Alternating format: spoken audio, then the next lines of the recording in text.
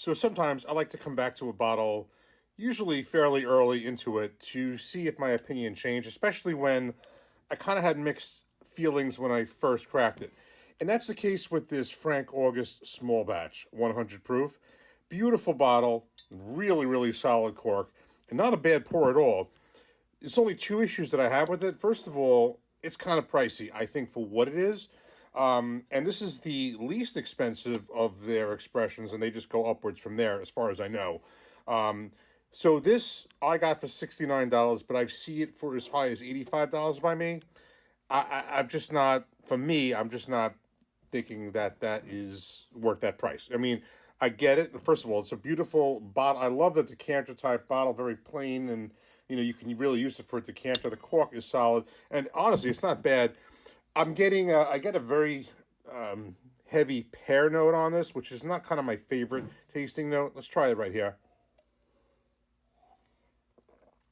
Yeah, I mean it's a lot of people like different tasting notes. That's not my favorite. I don't even like pears in real life, but I know that there are other expressions, like their single barrel is like 110, $115 by me.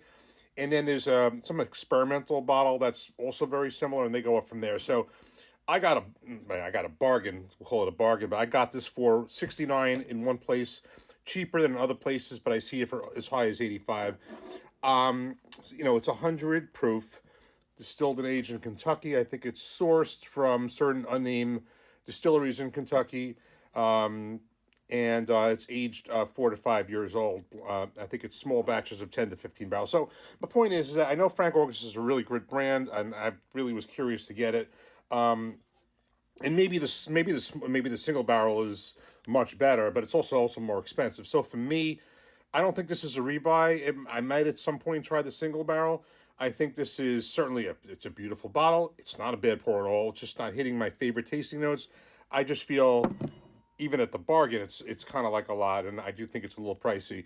I kind of think of it in that category as Peerless, where I think it's a little pricey. It's Peerless is really good though. I kind of like Peerless more than this, but and I'm sure it's very good. But I would just use your own discretion. If you see this and it's on the lower end of that, you might want to give it a shot. Everybody's tasting notes are different. Everybody's palate's different. So what I say is just me. It doesn't make it right or wrong, and you have to try it for yourself. I could just say I think that, at least for me, I think this is a little pricey for what it is.